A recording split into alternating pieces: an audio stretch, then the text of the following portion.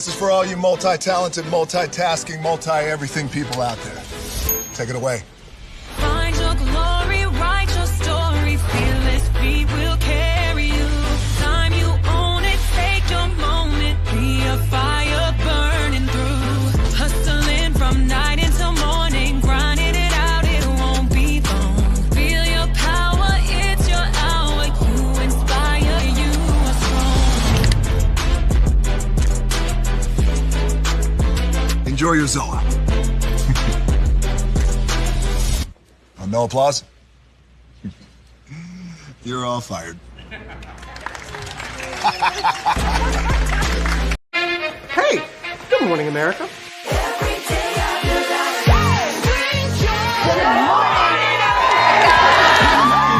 Good morning, America. Good morning, America. Good morning, America. Money. Are you ready? They are ready. Covering the biggest events in the country right now. There's a lot going on here this morning. It's always a good time. That's what the show's about. That's good. Really good. Very good. Coming in hot. Jimmy coming in hot. It's far from elementary. Oh. Good morning, America. I'm not going to try to strut like Michael or anything. I have known George a long, long time. Have you ever gotten him to dance? Look at that face. You don't just see it, you feel it. I'm in. I'm in. I'm in too. I'll be there. I am here and so happy. I'm in. I'm in too. I'm in. That tells you something when Snoop Dogg's in. Michael, George, where? Ginger.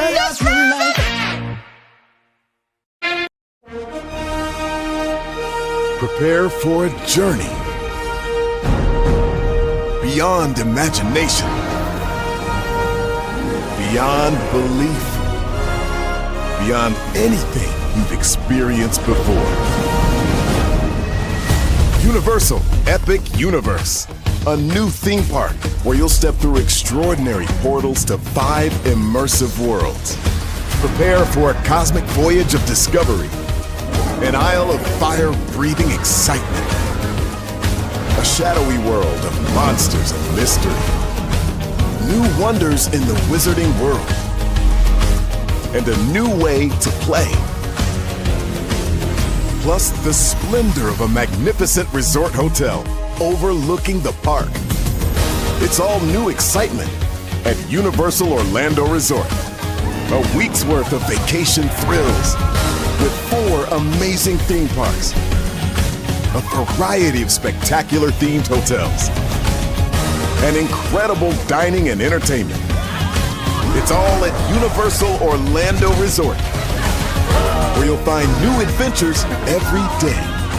Explore the astonishing worlds of Universal Epic Universe at Universal Orlando Resort.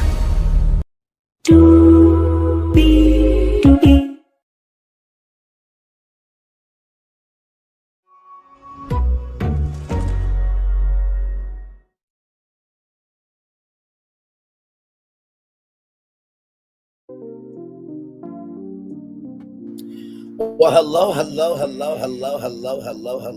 to you, and you. Good morning to you all. Happy Wednesday. 2 people were here, 1 person was here, and 0 people are here now. It is all good. Y'all still going to get a great show. Good morning to each and every single one of you. It's 4 minutes after 11 a.m. on the dot here. Glad to have you here on the East Coast. It is 10 a.m. down south.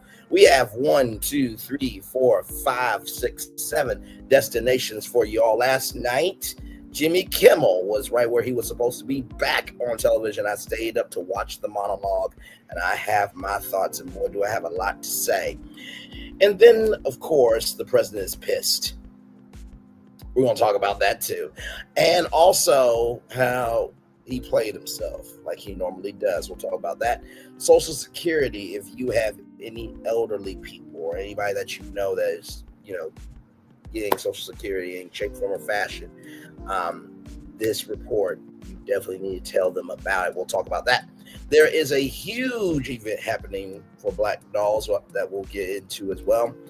Now, of course, everybody knows 3G, right? 3G was the regular schmegula thing. Then 4G was the new thing. Now it's 5G. But what if I told you that Verizon is on the road to creating 6G? Yeah, 6G. I know. Why do we need it? We're going to talk about it. Michelle Atlien, yours truly, was on her show last night. We'll watch that, and I'll respond to that live. MacKenzie Scott, the ex-wife of Jeff Bezos, gave a huge donation. Everybody, we'll talk about that. She's been doing such great work for HBCUs and many, many great causes. And then BARBIE is doing big things in the world of making sure that kids and adults with cancer are being seen through the power of dolls. So we have a lot to get to. Higher is waiting, low is available. But either way, we are live on tour. Let me take down this iconic intro here. You see that virtual tour background? Yes, you do. You hear that virtual tour music? Yes, you do. Because on this channel right here, one thing to know and two things for sure, that over here on this channel, a lot happens early. Roll it. It's a new morning for America's family. Sun's coming up, so make it all that it can be. You know a lot happens early. I'm Harry Smith. I'm Julie Chen. I'm Maggie Rodriguez. Morning everywhere. Come on, get up. I'm Russ Mitchell. And I'm Dave Price. And it's a little early for this. Right now, this it's a new morning for America's family. Sun's coming up, so make it all that it can be. You know a lot happens early. Every day's good when you're starting it out right. But whenever you're starting the daylight, and a lot happens early. Can you feel it? And I said, Good morning, everybody. Are you girls ready for the Jonas Brothers? We have an early show exclusive. Yes. A lot happens early. Dirty. Early. A lot. A lot. A lot happens Early. The Early Show, weekday mornings on CBS. It's a new morning. Yes, it is. Julie Chen Moonves is a new morning, beautiful. It's Russ Mitchell, Dave Price, Harry Smith, and Maggie Rodriguez. You're absolutely right on this channel right here. A lot happens early. Good morning to each and every single one of you. Let's get to the getting and doing what we do. First of all, Jimmy Kimmel. I just have to say, well done. Now I'm seeing Benny Johnson, WDW Pro, Tim Cast, and a lot of people upset that Jimmy Kimmel did what he did. You know, at this point, I think if he even apologized, you wouldn't take it because you don't like his existence. Sincerely, what has happened with Jimmy Kimmel has just go to show that you want your cake and eat it too. But here's the gag. When you want all your cake, you have to swallow all your cake. When you want all your cake, you got to swallow all your cake. When you want all your cake, you have to swallow all your cake. Jimmy Kimmel is a comedian. Comedians, they have the carte blanche. They have the privilege. They have the right to take an inch and make it a mile. They got the room to talk a little bit more than the rest of us. And they're supposed to find the inch of what's not being talked about, make it a mile with humor. That's what they are supposed to do. Now, I'll just say this to WDW Pro, Tim Cass, Benny Johnson, and everybody else. If y'all don't like them, why talk about them? I mean, y'all are just as bad as the Melody Cherie crowd. For everybody to say they don't like Melody Cherie, they sure do talk about her on their channels. Maybe because they have no content. Maybe because they thought they had a bag of Love and Marriage Huntsville coming on every damn Saturday because it was OWN's #1 show. But this happened instead. Love and Marriage Huntsville will return with more new episodes. The drama is just getting started. Love and Marriage Huntsville returns with new episodes November 15th, only on OWN. For those content creators that all they cover is just that show, you got to wait until November 15th to be a content creator. Now, how much sense does that make? It's the same thing with the people that don't like Jimmy Kimmel. So you waited for a result to happen from a person you can't stand in order to have content? How much sense does that make? You waited for a person you don't like to have a resolution for you to have content. one more time for the one more time. You waited for a resolution of a person you don't like to have content on your channel. Jimmy Kimmel is giving Tim Cass, WDW Pro, Benny Johnson, and everybody that don't like Jimmy Kimmel a YouTube check. But yet you don't like him, though. I'm just a little confused by that. So I watched it last night, and the standing ovation was very well warranted. And, you know, Jimmy Kimmel talked about, you know, that people called him from his past, this, that, and the third. He also apologized to his wife's family because there are some markets that he is not in, right? Because of next star Sinclair.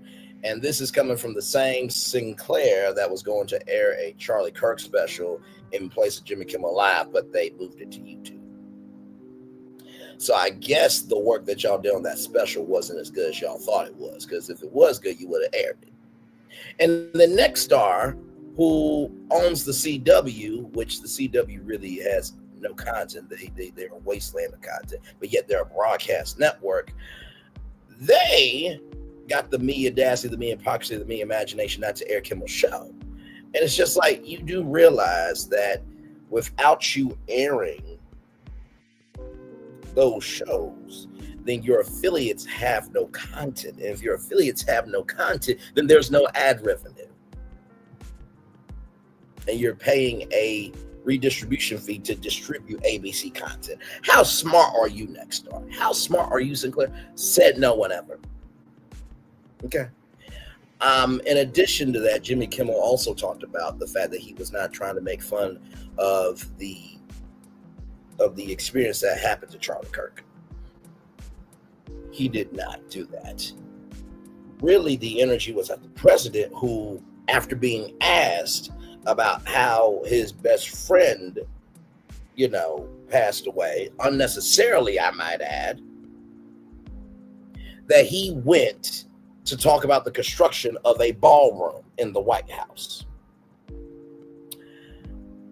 Just a pro tip to Benny Johnson, Tim Cass, WDW Pro, and Megyn Kelly, and all the female conservative commentators and everybody that's conservative. There's nothing wrong with being conservative, right? Nothing wrong with it.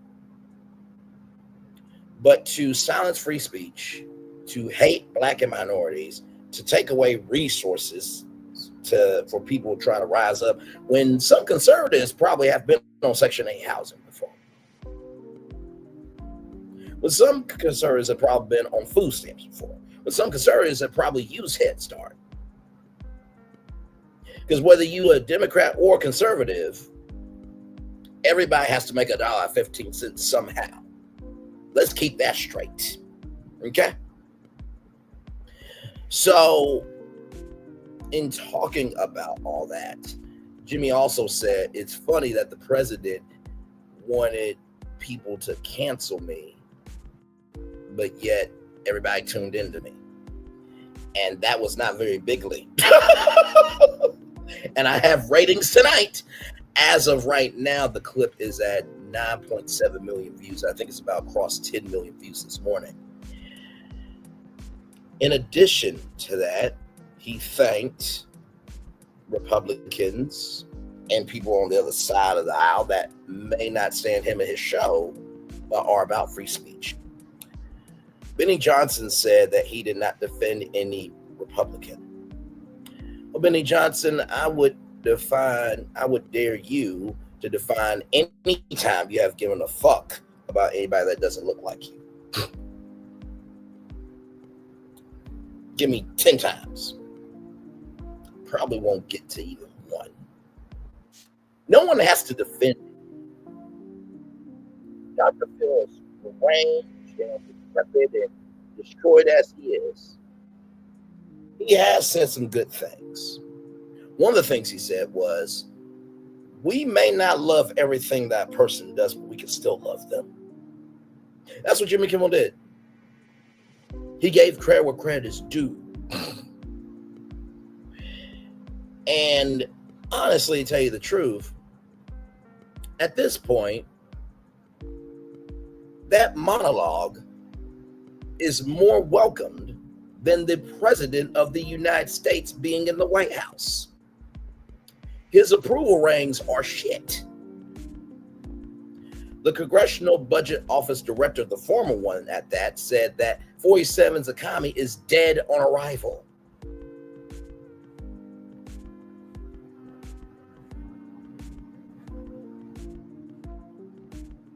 When you have Fox News flailing to try to defend the president, we really fucked up.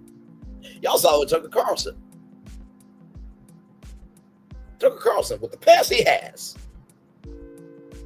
said what he said about free speech.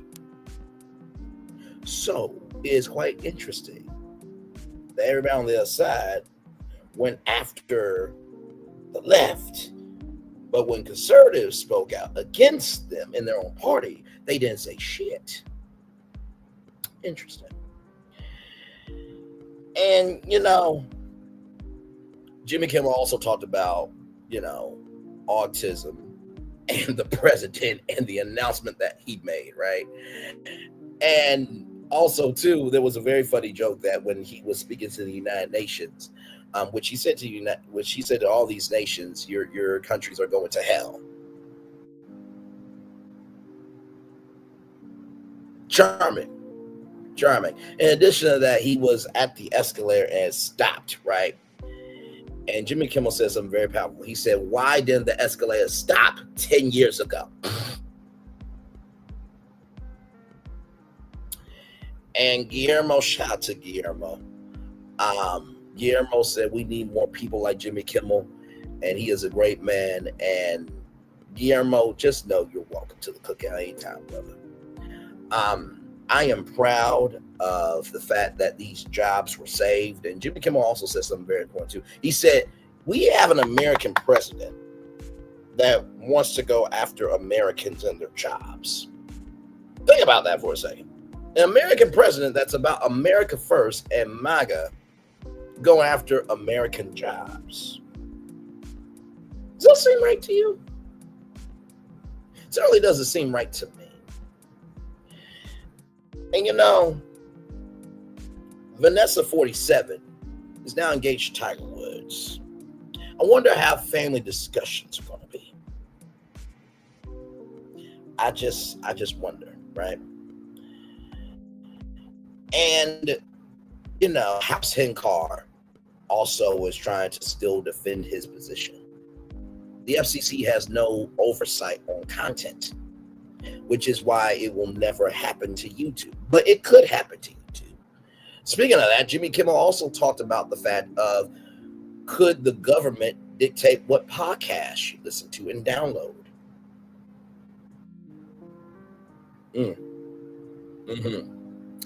He also talked about family and how he said that there are family members on the other side that he disagrees with, but he still loves them.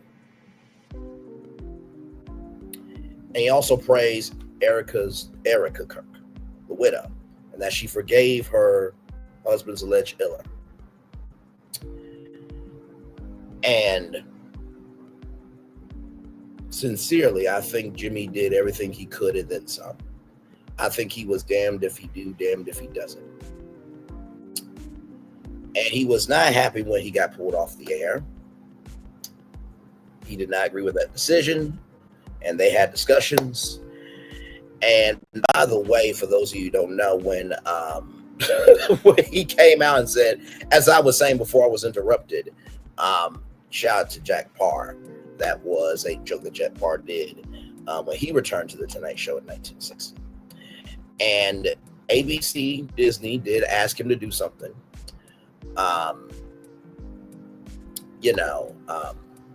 He read a note of how to resubscribe to Hulu and Disney, which is quite funny because I thought that in the rap article that I read that it wasn't Disney Plus unsubscriptions that influenced Kimmel coming back. So why would y'all have him read a note if that wasn't a factor in bringing him back? The words of that teacher from The Incredibles. Coincidence? I think not. And then, of course, Rob De Niro, being the FCC chairman, was quite great as well. So like I said, I think Jimmy Kimmel did what he could. And guess what? Eventually, Nexstar and Sinclair are going to have to put him back on the air because there's a thing as, like I said, redistribution fees, right? And I don't think Sinclair and Nexstar want to go broke. The CW's not making any money. Last time we were here together, I decided to do some numbers on Jimmy Kimmel Live and the National Desk, which is Sinclair's YouTube channel. And the last time that we did this, hang on one second, let me do that. And the last time that we did this here, I'm just going to show it since, you know, the right thinks that Jimmy Kimmel is a no-calories hack and this, that, and third, da. Let me just show you this real quick. And then we're going to get to our destinations here. Jimmy Kimmel Live's YouTube channel, 20,800,000 subscribers. The National Desk, 593,000 subscribers. Total views, 13,052,168,071 total views. The National Desk total views is 517,762,174 total views. Grand total, a difference of 20,207,000 subscribers, and a difference of 12,534,405,897 total views. Let me say that difference again. 12,534,405,897 total views. Basically, Jimmy Kimmel Live is me and the rest of America. And the National Desk is 47 and Thirsty Toxicity. Now, with that being said, moving forward to all the conservatives, if you don't like somebody, right, don't talk about them for content.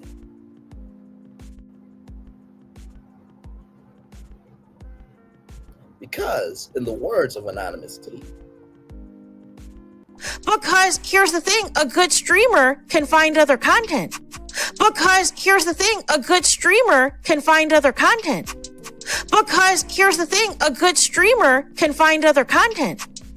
Because here's the thing, a good streamer can find other content. One more time, Anonymous. Because here's the thing, a good streamer can find other content. There it is. Let's get to doing what we do, everybody. We do have a lot to discuss here. I want to just give the first 20-something minutes to just my opinion. Because you saw the thumbnail, you know my voice is dim, and you know why you're here. But also, too, I can read the articles like I'm about to do now, but it's important for you to hear exactly from me. Wow. So, from Deadline.com, Jimmy Kimmel returns. Our government cannot be allowed to control what we do or not say on TV. Jimmy Kimmel got a standing ovation in his return to late night TV on Tuesday night with Chancellor Jimmy from his studio audience in a very emotional monologue. Jimmy Kimmel kicked off his first show after a week suspension by ABC with a reference to Jack Paar when he quit and returned to the Tonight Show in 1960. As I was saying before I was interrupted, he joked. Kimmel, in his first show since September 16th, thanked his fans as well as those who don't support my show and what I believe, but support my right to share those beliefs. He added, our government cannot be allowed to control what we do and don't say on television. He also teared up when referencing Charlie Kirk. It was never my intention to make the light of the murder of a young man. I don't think there was anything funny about it. I posted a message on Instagram of the day he was ill, sending love to his family and asking for compassion, and I meant it. I still do. Nor it was my intention to blame any specific group. The actions of what it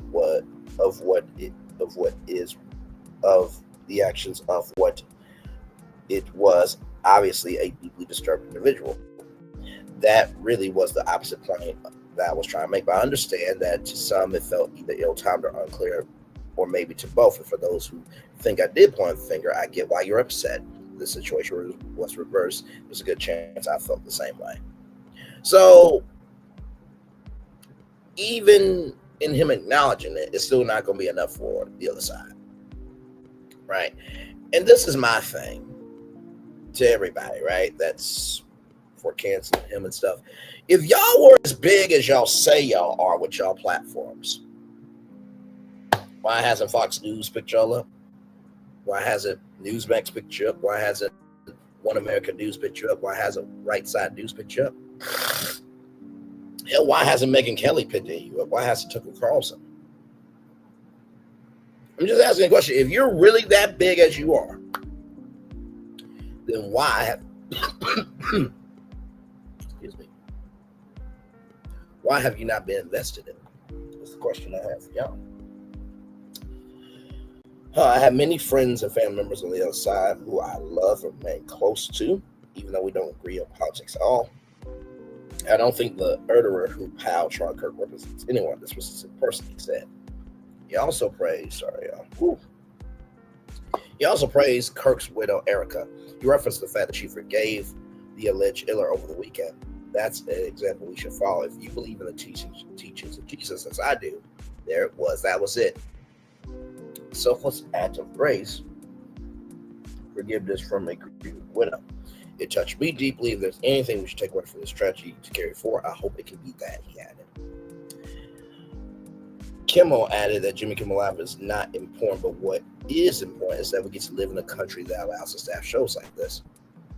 I've had the opportunity to meet and spend time with comedians and talk show hosts from countries like Russia, countries in the Middle East, who told me they would get thrown in prison for making fun of those in power.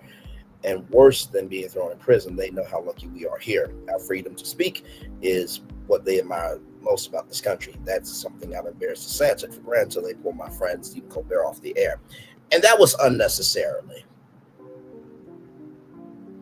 As CBS stated, Stephen Colbert was the #1 show in late night for 9 straight seasons and recently won an Emmy, but you're pulling him off because of ad revenue. So what are you going to do now for ad revenue in that slot? Because believe me, if you honestly think that Gayle King, hang on, let me go on the big screen because I want CBS to hear this. If you honestly think that Gayle King, Tony DeCople, and Nate Burleson are going to do CBS Nights, a 1-hour laid-back edition of CBS Mornings at night, I promise you, Stephen Colbert will mollywop their ass in the ratings.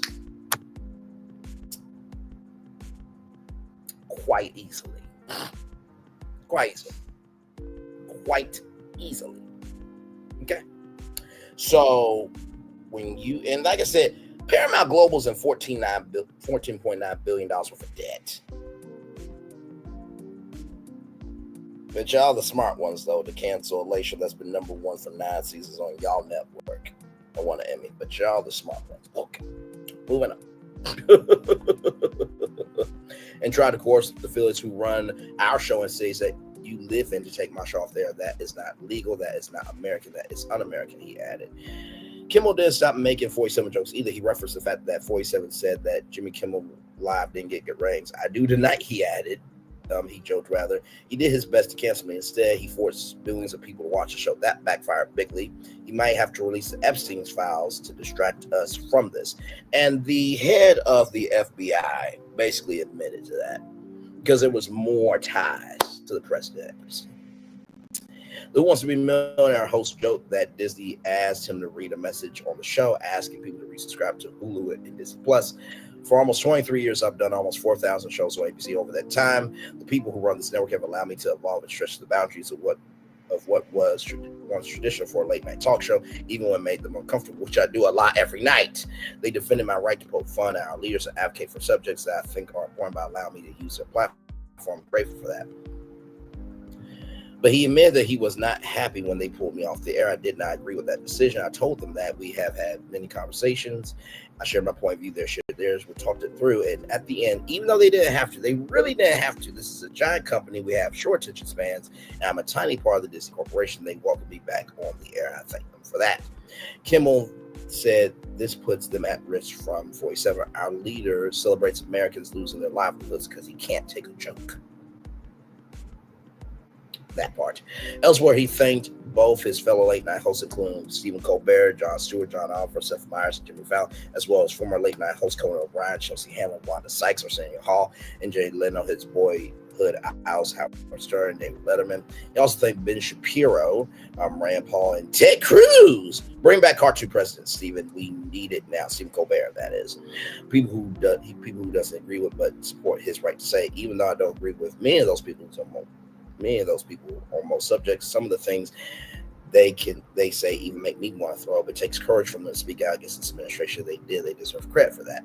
Kimmel's opening monologue tonight was followed by a bit by Robert De Niro pretending to be the new head of the FCC before he went back to tell more jokes about 47 interview with Glenn Powell.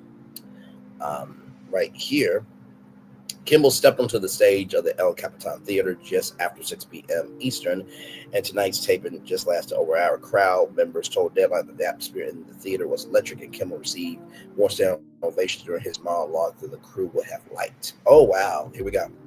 This is Deadline's Anthony Alessandro Awards. So he speaks with Jimmy Kimmel live audience member Katie outside the El Capitan Theater in Hollywood last night. So how long ago, tell us your name and where you're from?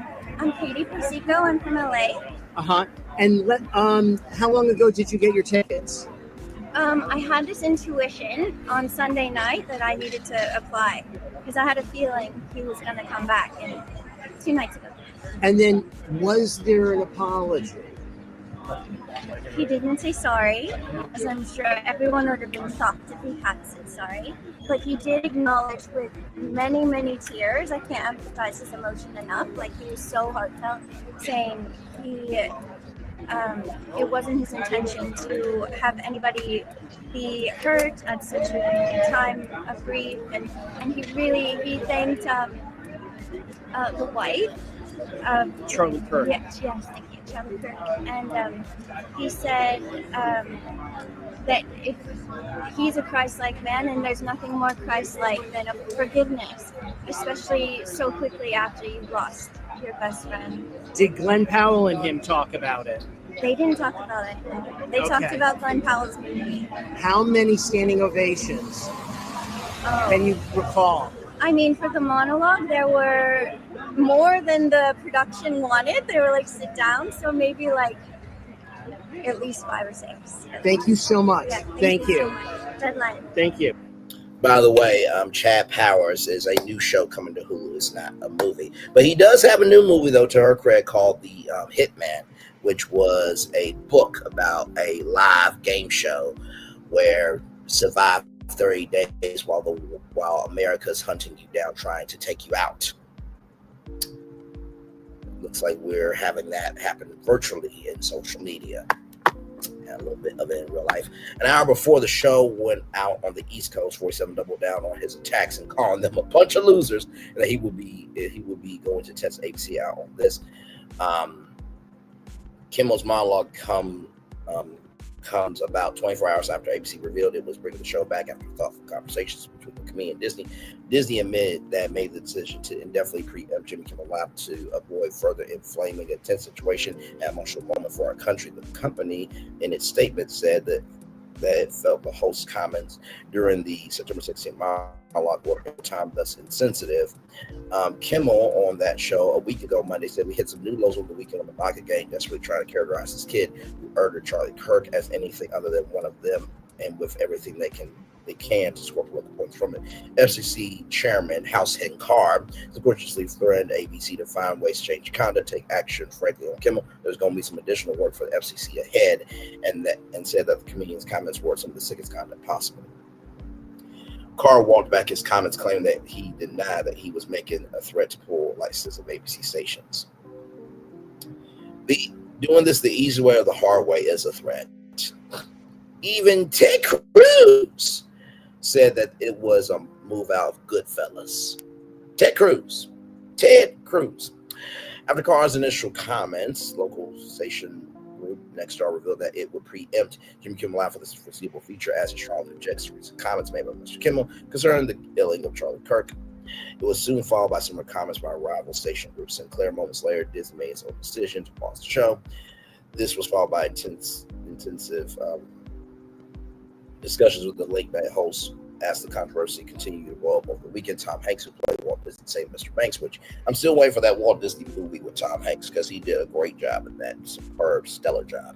Was one of more than 400 stars alongside the likes of Meryl Streep, Ben Affleck, and still in living on Miranda, who signed a ACLU letter calling out government threats to our freedom of speech. Former Disney CEO Michael Eisner. Hello, I'm Michael Eisner. Hello, I'm Michael Eisner. Hello, Michael Eisner. Hello over there, Michael Eisner. Hello over here, I'm Michael Eisner.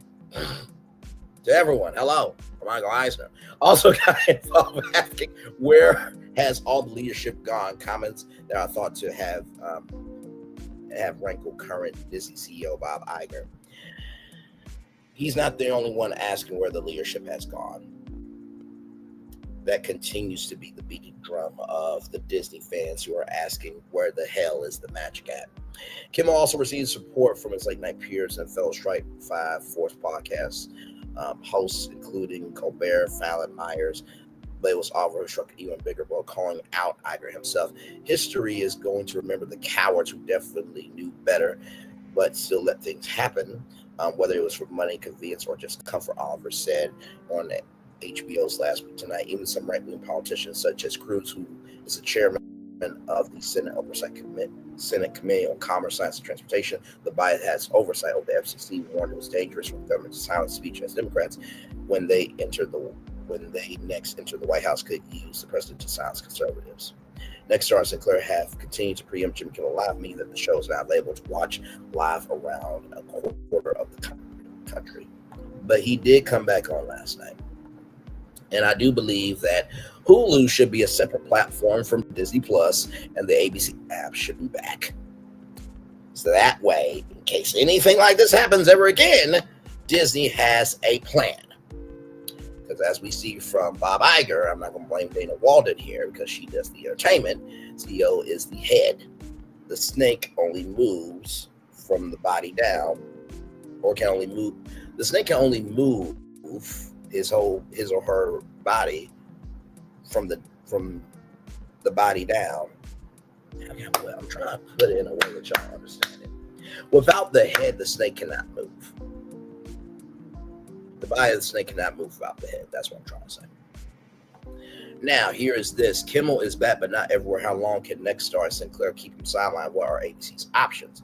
Jimmy Kimmel Live is returned to ABC, not in about households. Next Star Media Group and Sinclair have said they're still not going to air the late night show on their stations. Between the two major station owners, the ban will affect viewers in dozens of markets, including sizable ones like Washington, D.C., Seattle, St. Louis, and Portland, Oregon.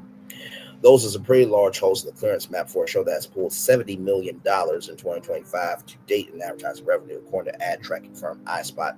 Its promotional value for Disney studio and streaming operations is also being diminished for both the show and its commercial breaks, with vertical promotions of Disney Tiles accounting for 12% of ad time. The media giant have taken some lumps from viewers in Hollywood during the nearly week-long crisis. Now we'll be taking a hard look at its options with Sinclair and Next Star. So Jimmy Kimmel's future on the group's airways which entered the limbo state after he joked about Republicans' reaction to conservative activist Charlie Kirk's powering death depends to some extent on the tenor of his post-suspension comments and the reaction to them.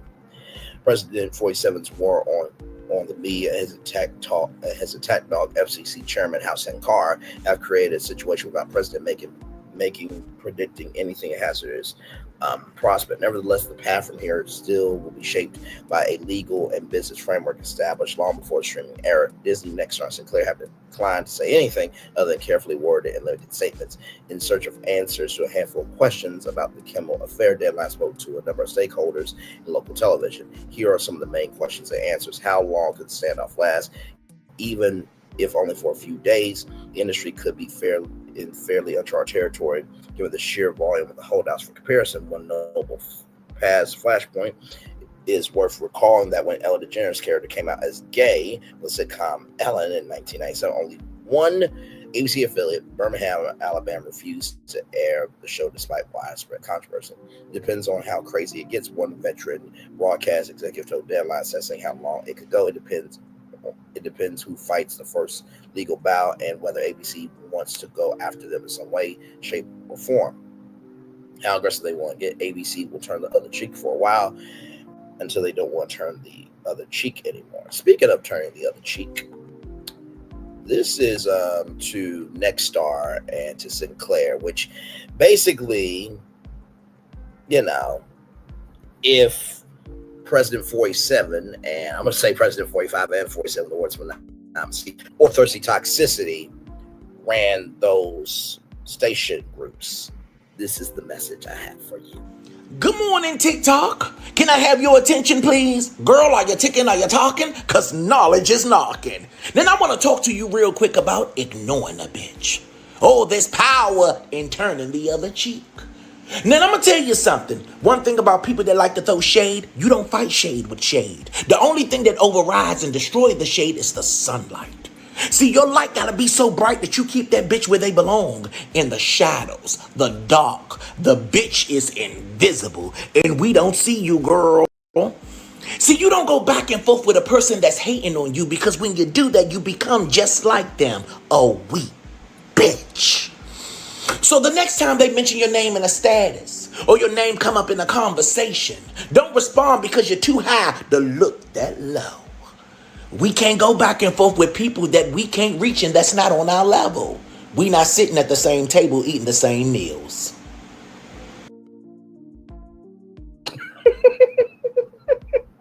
That part, clock that T. Also, just want to say this to all the, station owners. Remember that your newscast, right? They have lead-ins, right? So if the lead-ins are not good, then the ratings are the ratings. And then you might have to make cuts at your local stations. Mm-hmm. But you're the smart ones, though. You're the smart ones, though. You are the smart ones, though. And Stephen A. Smith, I saw that you went on Chris Cuomo's show last night. Sir, you are a house Negro still, because at least Jimmy Kimmel has had a consistency of giving a fuck about others besides himself. In the words of Terrell Owens, Max Kellerman is blacker than you, Stephen A. And when you fuck up, not if, but when you fuck up on Straight Shooter, on SiriusXM POTUS channel, or on your Stephen A. Smith show, keep the same fucking energy of you gonna have to adjust if you lose your $100 million motherfucking ass dollar contract and you're not making $40 million a year. Moving on. Kirk's memorial last Sunday, which was widely televised, included notable comments from the slain activist widow, Erica Kirk. Once she said she forgave the iller, she sent a unified message to the executive, continuing she was the most forgiving person in there. Carr's exuberance, including his opening threats against Disney and his gleeful office meme sharing sense of social media, and awkwardly with some prominent Republicans, including Senators Rand Paul and Ted Cruz. The fact that it's not a strictly partisan issue could also help persuade Nexstar and Sinclair to quietly backtrack. They scored their points. One local station staffer said how they're going to tell general managers who need always to keep standing on principle. And also, too, isn't it interesting that the president didn't go after Ted Cruz or Rand Paul or anybody that said that this was unfair?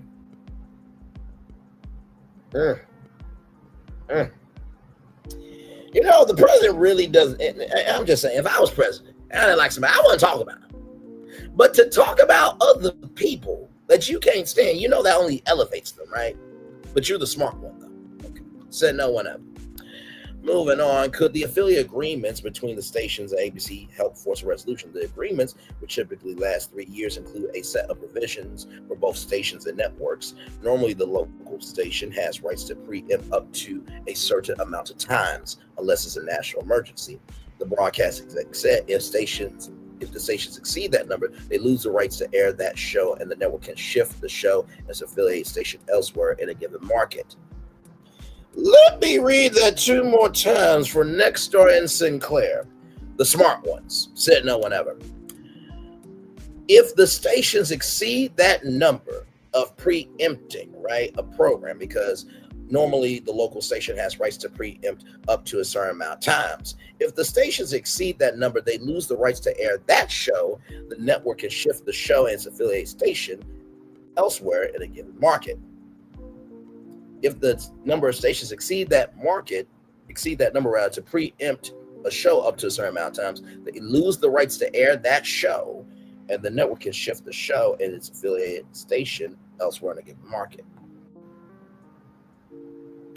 So basically, y'all are the slaves, and ABC is master.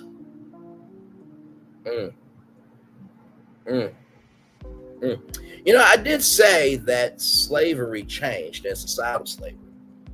There are no more cotton fields, except for retail and other jobs that really don't pay as much as they should. And it is the boardroom. Oh, congratulations, you made it into the house, good slave. But know your role in this house. We'll put you back out into the societal field. Y'all didn't expect this Wednesday morning from Brandley, did you? You saw the thumbnail, you know my voice, and damn it, you know why you're here. Moving on. Can ABC threaten to pull NFL and other in-demand programming if Sinclair or if Nexstar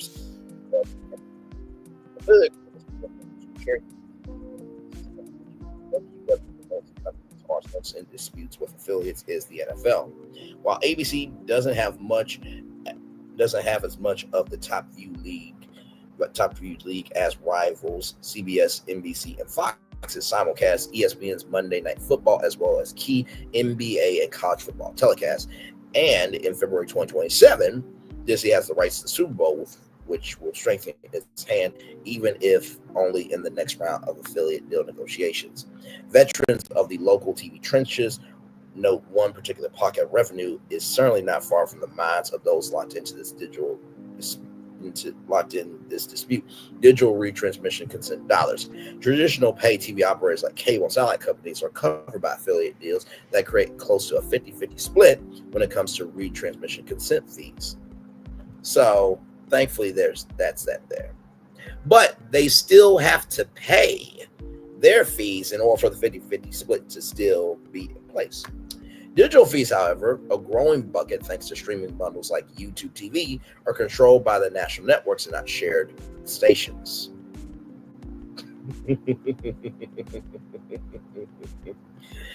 Also, too, you got to think about Philo TV. You got to think about Friendly TV. Howdy TV, or Howdy from Roku, doesn't have live TV yet, but I'm sure it'll have live TV in due time. Streaming is hitting a wall in terms of content. We talked about yesterday that they have spent over $200 billion, $210 billion at that on content. But as for hitting a wall in streaming on content, streaming came at the right time to be able to help for situations like this. And maybe after the writers and actors strike, maybe after this, Hollywood, maybe you should do what Tubi did, which is this.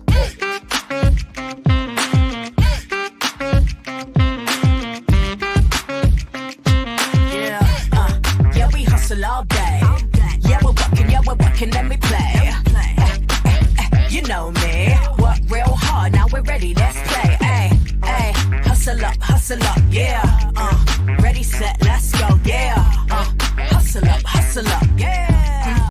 Ready, set, let's go. Turn it up, turn it up, turn it up, turn it up a little louder. Now get low, come on, drop it to the floor, drop it to the floor. Turn it up, turn it up, turn it up, turn it up a little louder. Now get low, come on, drop it to the floor, drop it to the floor. Turn it up, turn it up, turn it up, turn it up a little louder. Now get low, come on, drop it to the floor. Turn it up, turn it up, turn it up, turn it up a little louder. Now get low, come on, drop it to the floor, drop it to the floor. Turn it up, turn it up, turn it So if you wonder why I do this, Now that you've reached this, not that. Shout out to New Being TV though. Sharnia's World Season 2 is coming to New Being TV this fall. When I do this, it was because Tubi basically is giving content creators a chance to have their movie or show, TV show, become a Tubi original. And also, too, NBC Universal did the NBC Universal Launch Unscripted Accelerator, where 5 content creators were going to get a $20,000 development deal. Now, because NBC Universal spun off their cable networks, no one has heard a word about that accelerator, including me. We're supposed to get word on January 1st because I submit Running this Virtual Tour as a show and a prime time show as well. That, oh my Lord. I still think it's one of the greatest ideas I've ever done.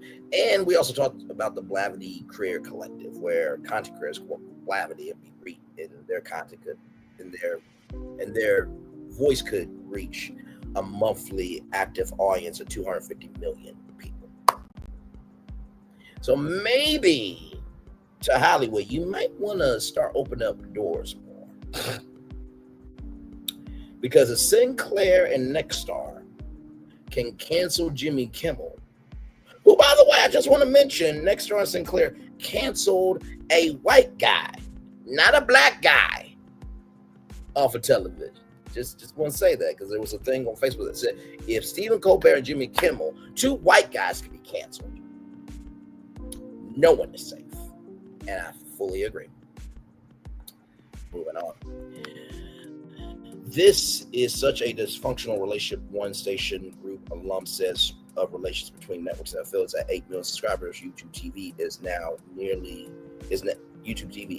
larger than nearly all cable satellite operators. You would think that growth, the idea would be to work together so that everyone can make money. Instead they screw the affiliates over and just hand money to talent or the NFL. Could ABC just shift Kimmel to a different station in the same market? They could try. As mentioned above, there could be a way to enforce agreements in order to change the channel, but doing so is a time-consuming, tricky process. ABC did shuffle its Miami affiliate this year, parting ways with a station owned by billionaire Warren Buffett after failing to reach terms. But doing so in large numbers across the country will run up against the very trend that helped motivate Nexstar and Sinclair to get Kimmel in the first place, consolidation. Both companies have pending deals in front of the FCC, meaning they want to make a show complying with the wishes of agency chairman House Hen Carr, President 47. Those same forces, which have allowed a wave of merger and acquisition deals to create supergroups over the past decade, mean that ABC would be unlikely to find available independent stations, particularly smaller markets. And if an available one was on my TechNut, which has a proposed $6.2 billion merger agreement with Nexstar, it's highly unlikely that TechNut station will pick up Kimmel. It's 2025. Couldn't ABC just put Kimmel on YouTube or ABC.com for free or move behind the paywall on Hulu? Yeah, but Bob Iger, the dumbass that he is, and watch with what I say. When I say the dumbass he is, I mean the dumbass thinking that he is using by trying to blend Hulu or, fold Hulu into Disney Plus. Hulu has 55.5 million subscribers. I suggest Bob Iger stop this bullshit and keep Hulu for what it is. Because this situation, thank God you still have Hulu. And then I mentioned the Hulu app is going away too. And then I mentioned that Hulu Plus TV is folding into FOBO because of that Vin Sports deal that was supposed to be Fox, Warner Bros. Discovery, and ESPN. If you didn't get rid of the ABC app, everybody could have downloaded the app and watched Jimmy Kimmel there too. But Bob Iger's the smart one, though. He's the smart one. He's the smart one. Let's roll on. There's some logic to that kind of move, but it will provoke other affiliates who have stuck by the show. As streaming becomes ubiquitous, major media companies like Disney have taken care to avoid potential linear views by putting content online immediately. They put the monologue up, but I think the whole episode should have been up, so that way, rising tide lifts all boats. Those relationships between affiliates and networks, explains why shows don't stream on the same night they air on pay TV, but instead the next day. Remember, Disney has its own pay TV bundle, Hulu plus Live TV, but is prevented from favoring it for strategic purposes. Those limitations were revealed during a carriage fight between Disney and Spectrum parent Charter Communications.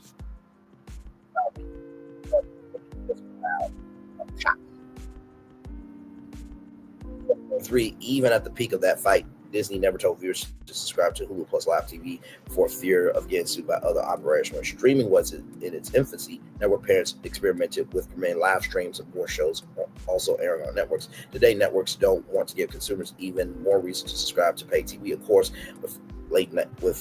course, exiting late night altogether, as CBS is doing. Stephen Colbert's Late Show exit next May. Which, like I said, the number one show for 9 seasons, and they won an Emmy, but yet you canceling it. Once again, Paramount's a smart media company that's in $14.9 billion worth of debt. And is trying to go after Warner Bros. Discovery, which has about $40 billion worth of debt, down to $37 billion, which is now going to be on the linear network. So combined, that'll be $54.9 billion worth of debt. Y'all getting rid of Stephen Colbert's Late Show. Holy, the smartness is just so palpable around here, isn't it? Said no one ever. About the networks and the media companies. Is a distinct possibility for ABC Disney. While the show is on, though, why would you want to do without all those markets? Ask one exec, and why would they want to do without the show, given that it will still outrate local news at that hour? Factual. So, of course, from Variety.com, 47 ratings at Jimmy Kimmel ABC as late night show returns up a bunch of true losers. Well, it takes a loser to know a loser. And I would say that Jimmy Kimmel's skin is actually looking good compared to yours. Listen, these are pictures, okay?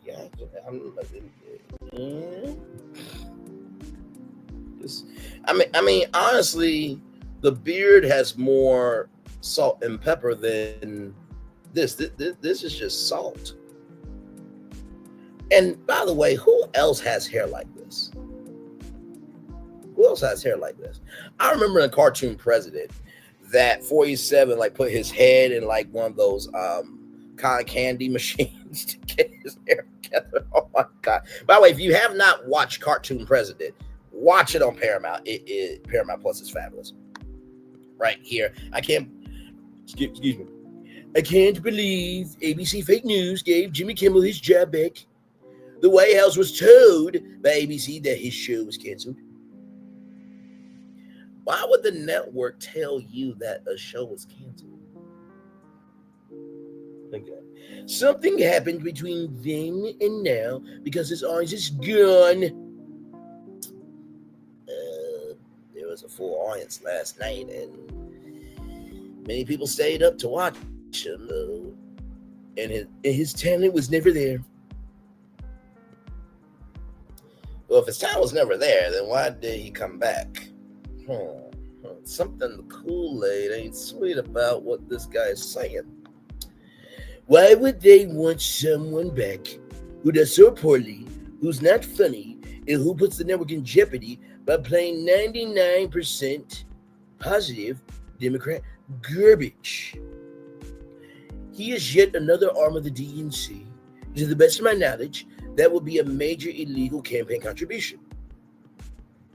This is coming from the motherfucker that used campaign contributions to pay off a porn star and cheated on his wife. This is the same dude that has been convicted in a federal court and almost had to pay a lot of money, can't serve on a board in New York for 3 years, and the allegations for raping E. Jean Carroll in a dressing room in New York was substantially true, according to a U.S. judge.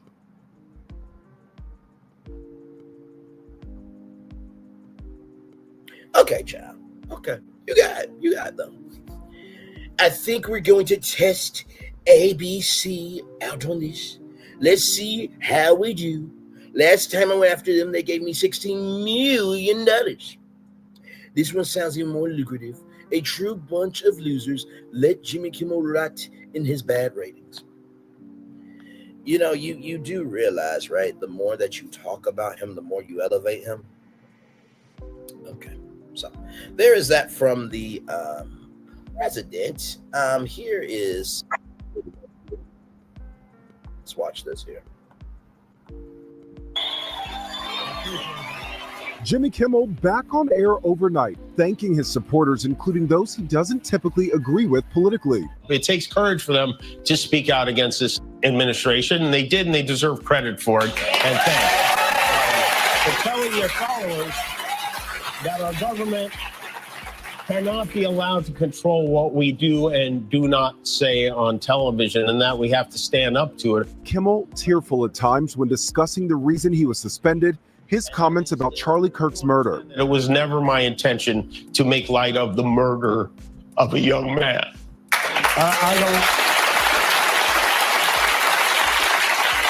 I don't think there's anything funny about it. I posted a message on Instagram on the day he was killed, sending love to his family and asking for compassion, and I meant it, and I still do. Nor was it my intention to blame any specific group for the actions of what it was obviously a deeply disturbed individual. Before Kimmel's return, Disney ABC saying it suspended the show to avoid further inflaming a tense situation at an emotional moment for our country. But the company citing days of thoughtful conversations with Jimmy in announcing his return. A lot of people have been asking me if there are conditions for my return to the air, and there is one. Disney has asked me to read the following statement, and I've agreed to do it. Here we go. To reactivate your Disney Plus and Hulu account. President Trump blasting the move overnight, posting his audience is gone and his talent was never there. Why would they want someone back who does so poorly, who's not funny? He had no ratings. Well,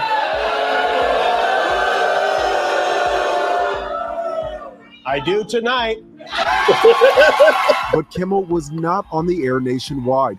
Two companies that own ABC stations are still preempting the show. Sinclair saying discussions with ABC are ongoing as we evaluate the show's potential return. And Nexstar wants assurance that all parties are committed to fostering an environment of respectful, constructive dialogue in the markets we serve. You do realize that goes for you too, Nexstar. You can't ask for assurance from all parties to be committed to fostering an environment of respective, constructive dialogue in the markets you serve if you're not going to be about your fucking damn self.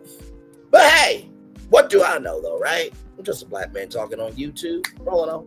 This map shows just how many TV markets the two companies operate, nearly 25% of ABC stations. FCC Chairman Brendan Carr reacting to a house hit car. Post about calls to break up Sinclair, saying Democrats simply can't stand that local TV stations, for the first time in years, stood up to a national programmer and chose to exercise their lawful right to preempt programming. Comedian Joe Rogan also weighing in. I definitely don't think that the government should be involved ever in dictating what a comedian can or cannot say in a monologue. That's crazy. So for Joe Rogan to say that, as much as he has been a conspiracy theorist, you gotta know we're far gone.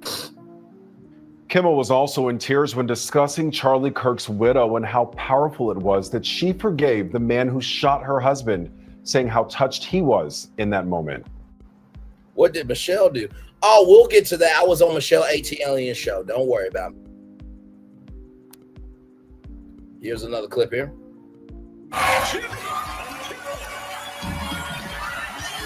Walking out to a thunderous standing ovation overnight, Jimmy Kimmel returning to late night TV after a week off the air. Thank you. Anyway, as I was saying before I was interrupted. Kimmel's show was suspended amid apparent threats from... Walking out to a thunderous standing ovation overnight, Jimmy Kimmel returning to late night TV after a week off the air. Thank you. Anyway, as I was saying before I was interrupted. Kimmel's show was suspended amid apparent threats from the Trump administration following the host's comments last Monday about the ideology of the alleged shooter in Charlie Kirk's murder. Growing emotional, Kimmel now clarifying his remarks. I do want to make something clear because it's important to me as a human, and that is you understand that it was never my intention to make light of the murder of a young man.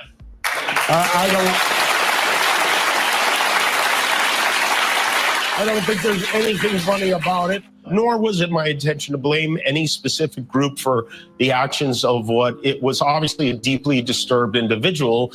That was really the opposite of the point I was trying to make, but I understand that to some that felt either ill-timed or unclear, or maybe both. And for those who think I did point a finger, I get why you're upset. If the situation was reversed, there's a good chance I'd have felt the same way. He also praised Kirk's widow during this past weekend's memorial for her husband. On Sunday, Erica Kirk forgave the man who shot her husband. She forgave him. That is an example we should follow.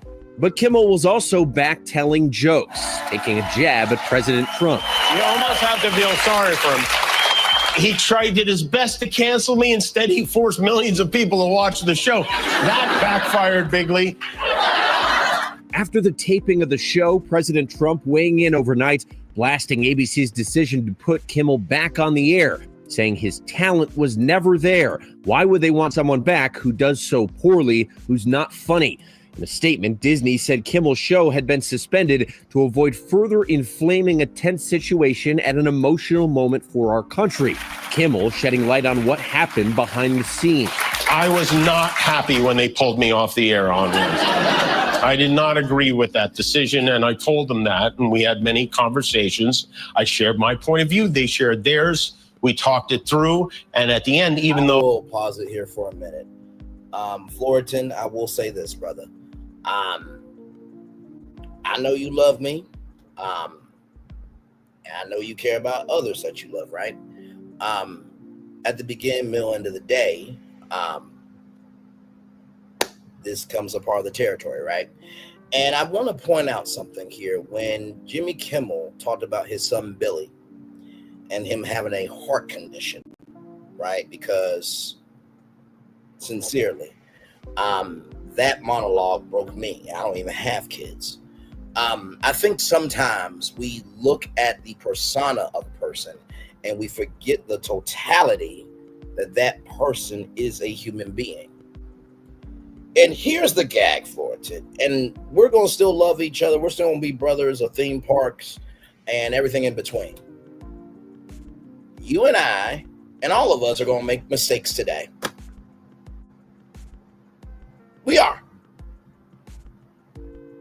Tomorrow, we do not know what is to come. Yesterday, we screwed up. And today, all we have is now. So, I will just say that. And grieving is not a cool subject. It's absolutely not. But I will just say this. If he apologized, would it have been enough? No. It wouldn't have been enough. Would not have been enough. And the fact that he even showed any contrition, right? Okay. The fact that he showed any contrition. The president wanted 5 black men to be unalived for a crime they did not commit. So, I do not want to hear him, the president, anybody supporting the president, this, that, and the third, to complain about what Jimmy Kimmel said when he wanted to unalive 5 black men who did nothing wrong. Okay. Still love you, Floriton. Let's roll on. Oh, they didn't have to. They really didn't have to. This is a giant company. We have short attention spans, and I am a tiny part of the Disney Corporation. They welcomed me back on the air, and I thank them for that. The host also thanked those who came out to support him, including his fans, his fellow late-night hosts, and even voices on the right. Maybe most of all, I want to thank the people who don't support my show and what I believe, but support my right to share those beliefs anyway. people who I never would have imagined. Like Ben Shapiro, Clay Travis, Candace Owens, Mitch McConnell, Rand Paul, even my old pal Ted Cruz. But not everyone was able to watch. Nexstar and Sinclair, media groups that own dozens of local ABC affiliates, are still not broadcasting Jimmy Kimmel Live. Kimmel using his opening monologue to defend free speech. Look, I never imagined I would be in a situation like this. I barely paid attention in school. But one thing I did learn from Lenny Bruce and George Carlin and Howard Stern is that a government threat. There is room for everybody, right? But I will say this, though, Fulton, right? I will say this. And I think this is where I get a little pissed off at people, because there are people that, you know, say, oh, well, Tyler Perry and his bad wigs and this, that, and the third. If Tyler Perry gave those people who say they can't stand him $250,000, they would take the deal. If you had a viral video and you had an offer from Jimmy Kimmel to go on the show, you're not going to sit here and tell me that you would not at least not think about the offer. Now, come on now. I love you, bro, but let's not be asinine to just have a point of view. And I still love you with the love of God in the name of Father, Son, and Holy Spirit. Let's just keep it a buck. To silence a comedian the president doesn't like is anti-American. That's anti-American. And Kimmel said this situation is much bigger than him. He said his show is not important. What is important is that we get to live in a country that allows us to have a show like this. That is the Robin? point. All right. Our thanks to you, Trevor, so much. Here is this here. There is a buzz here at Jimmy Kimmel Live. I'm at the backstage door and security is tight. Jimmy arrived right around 11:50, avoiding the media and paparazzi. His sidekick Guillermo arrived about 90 minutes earlier. This is the first time we will hear from Jimmy tonight since he was suspended. And in my opinion, this is the biggest night of his career. And now, Jimmy Kimmel. Minutes before we started taping, we got word that our friend Jimmy Kimmel will be back on the air. Our long national late nightmare is over. This morning, Jimmy revealed tonight's comeback guest list. Glenn Powell, who stars in a new Disney sports comedy, and singer Sarah McLachlan, who showed solidarity with Kimmel, canceling her performance Sunday night before a Disney Plus documentary about Lilith Fair. We have collectively decided not to perform, but instead to stand in solidarity in support of free speech. E.T. has learned that Kimmel's team struck a deal with his Disney execs Monday morning, settling on tonight as his return date and also what he'll say on air. Those discussions, we're told, kicked off last Thursday at his attorney's LA office. It was very amicable and cordial between Jimmy Kimmel and the parties at Disney. I think the biggest point of contention was they wanted him to apologize, and I think Jimmy was vehemently against doing that. What do you expect from his monologue tonight? I think he's going to address it head on. Some of those discussions that happened behind the scenes with Disney, they wanted him to take down the temperature. I don't think Jimmy Kimmel would have agreed to come back on the air muzzled in any type of way. Of course, we've seen Jimmy handle difficult situations before on live TV. La La Land. Like the infamous 2017 Oscars mix-up. Oh, this was Moonlight. a huge moment. Best Picture. Guys, this is very unfortunate what happened. Let's remember, it's just an award show. And this heartfelt... Let me tell you something. As a host, I remember watching this live, and for Jimmy Kimmel to say it's just an award show goes to show you his soul, because from the outside looking in, he's right. It is just an award show, but to these people in Hollywood, this award could change everything. But to find the foundation of solitude of, hey, we got bigger issues here, well done to him. And this heartfelt moment after his newborn son had open heart surgery. That's his son, Billy. So, like Fulton said about stop using children for a humor point, that's his son, Billy, that he went to town for. And his wife went to town for as well. And talked about how everybody should be able to have access to health care and for kids to be alive. So, I think that's way more than WDW Pro has ever done. and the other side and the president, his administration, his supporters have ever done. So let's know our role, stay in our place, and drive our speed limits. It's a terrifying thing. My wife, she has no idea what's going on. You touch so many people. Is that something you always remember? Yeah, how could you forget something like that? People were so nice, and people still are so nice. Everybody, they come up to me, they ask me how Billy is, and people say they're praying. It means a lot. This morning, Disney announced another price hike for its streaming services. And although tonight's return might feel like a win for Kimmel, it's not a total victory. Two of ABC's biggest affiliate groups won't be broadcasting Kimmel's show until further notice. Sinclair and Nexstar own about 70 ABC affiliates across the country. What does it mean that the show won't air in those local markets? For context for your viewers, that's about 25% of the market in the United States. They're not going to air Jimmy Kimmel. Now, is that something that sticks, forever? Maybe, maybe not. There were protests outside the Disney studios last week, and a lot of people said they were going to drop their streaming accounts. I just canceled my Disney Plus and Hulu subscriptions. Do you think that the uproar had any part in Kimmel's return?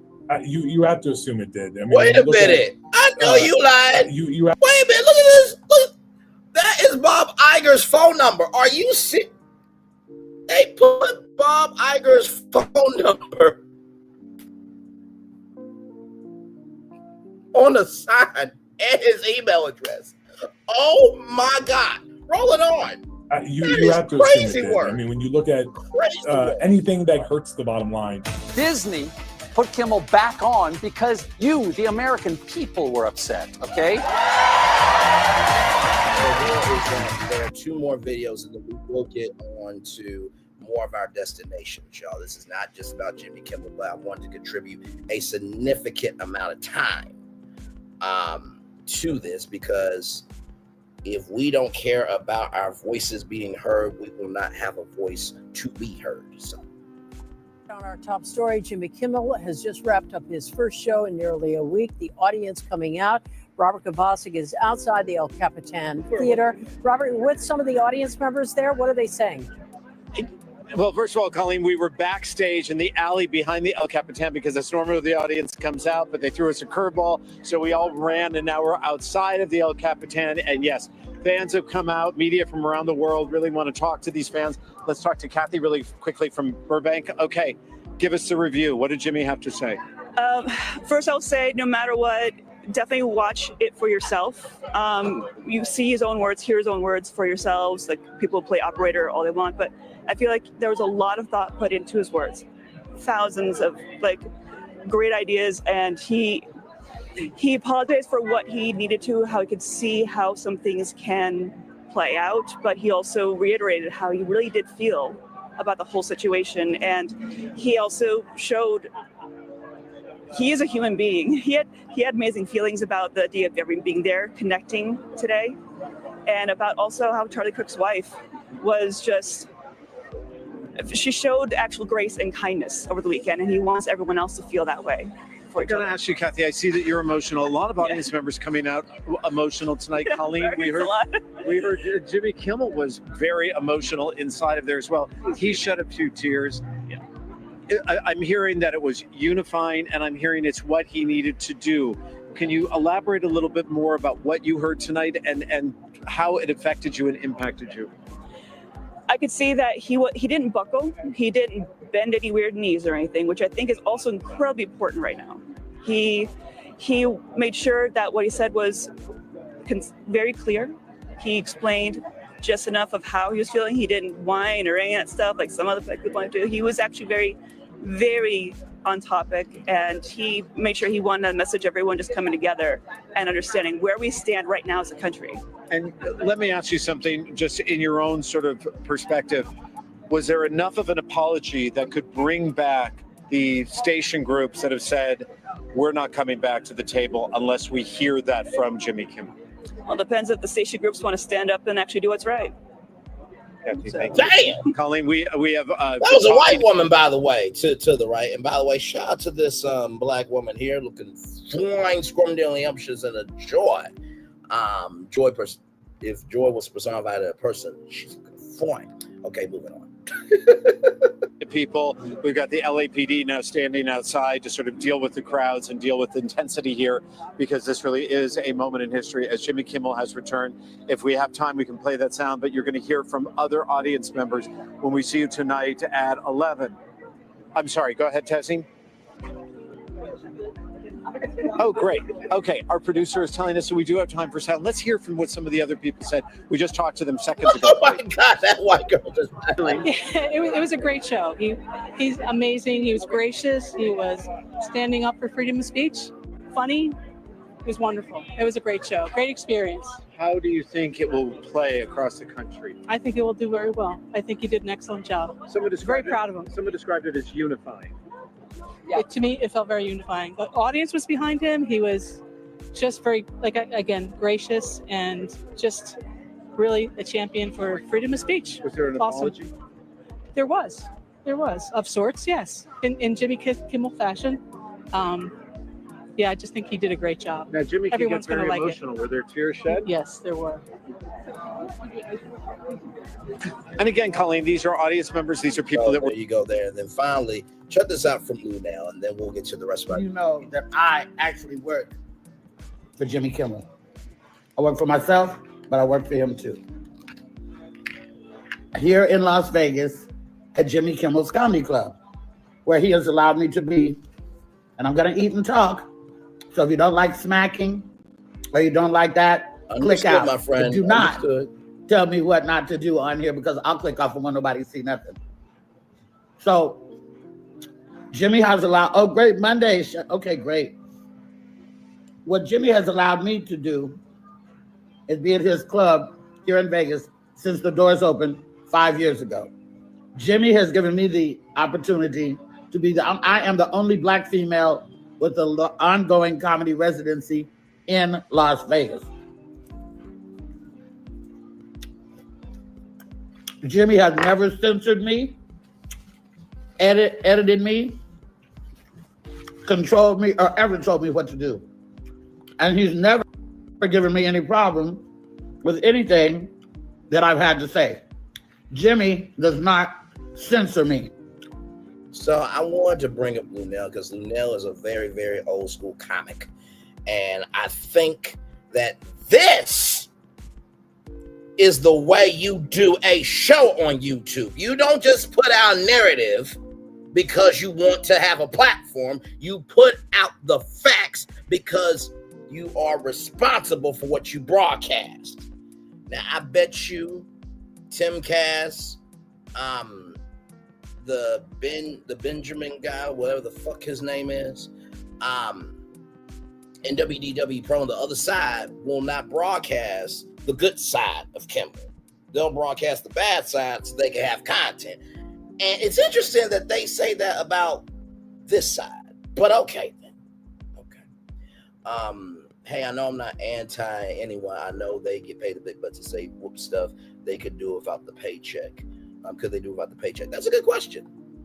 And real success is when the fan base still wants you for you, not because of the platform you have.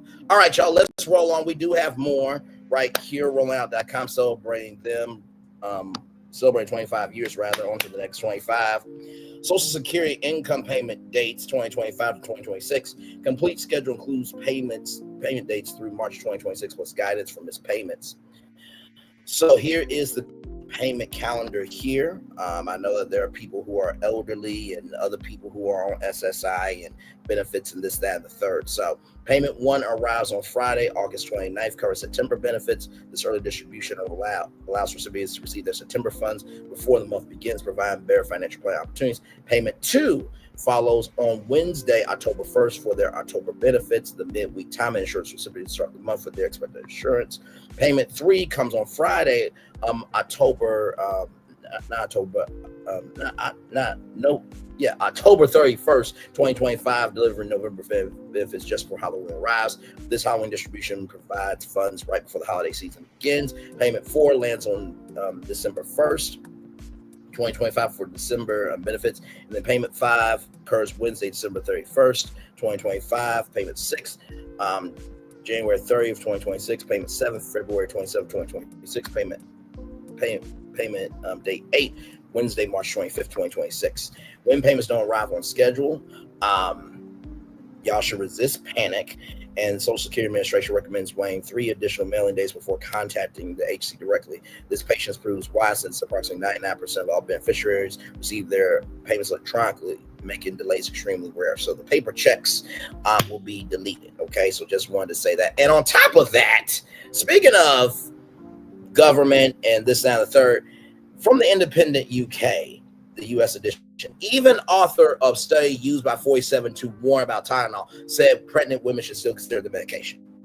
Even author of study used by 47 to warn about Tylenol said pregnant women should still consider the medication.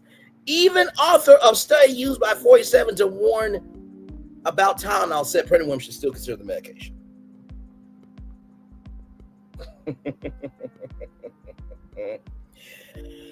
The 47 administration cited a paper last month evaluating the existing research on the correlation between autism and Tylenol use in pregnant women. Ann Bauer, epidemiologist and co-author of the paper, told Politico that the research shows pregnant women can still use the common painkiller despite the president's claims.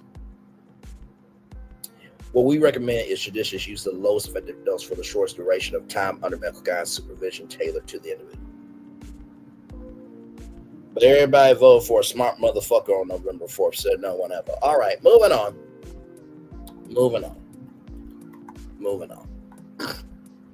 Don't worry, we're going to get to all of these here, all these stories here. Don't you worry. Right here, check this out here. The world's largest black doll show returns to Detroit for another celebration of fashion, culture, and art from blacknews.com.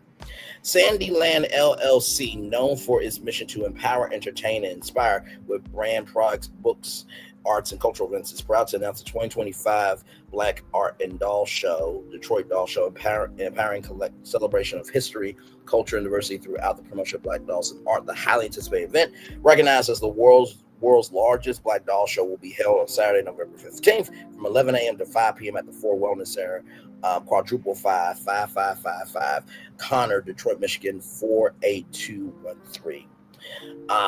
The 2025 Black Art and Doll Show, Detroit Doll Show, promises a day filled with engaging activities, opportunities for the vibrant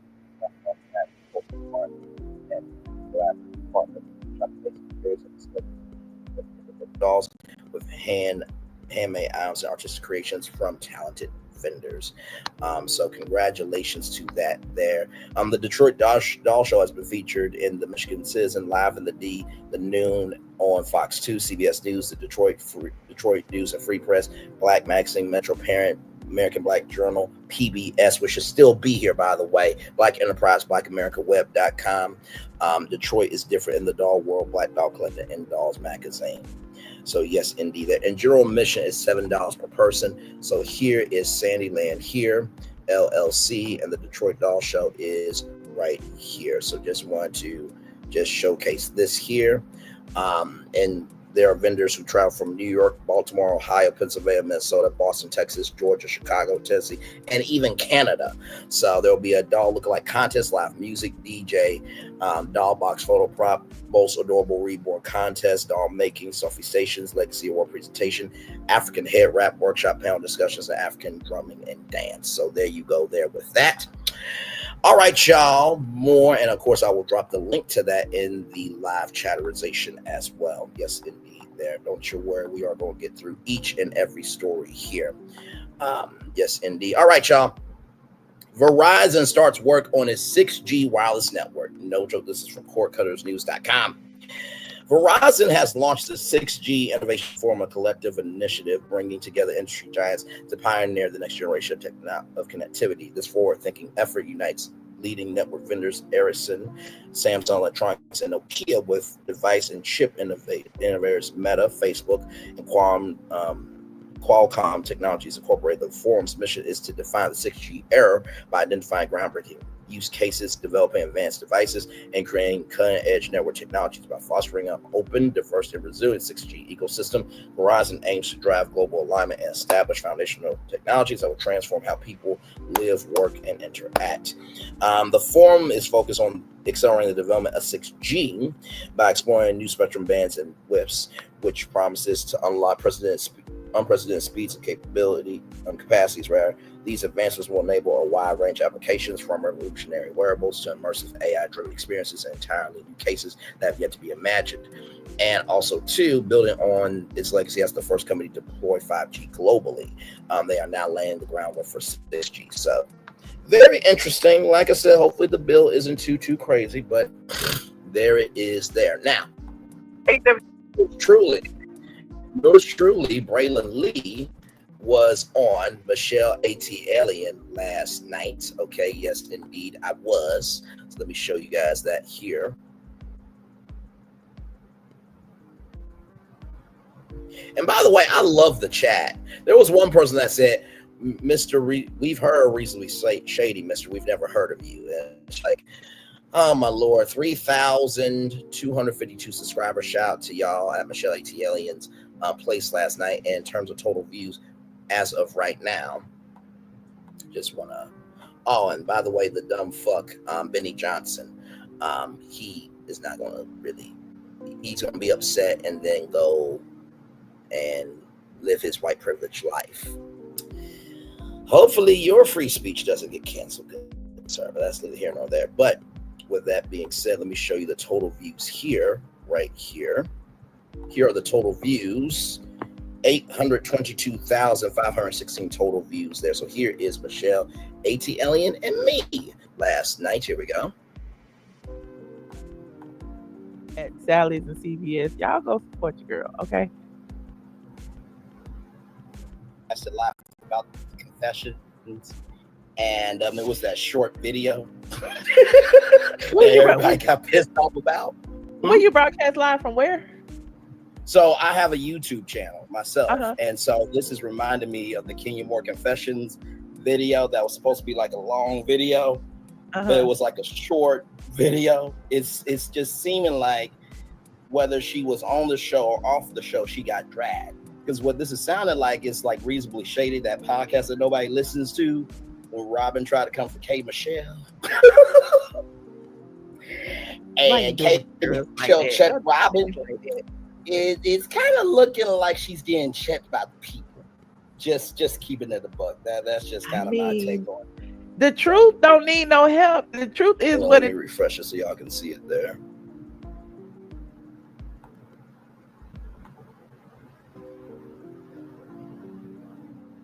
Bro.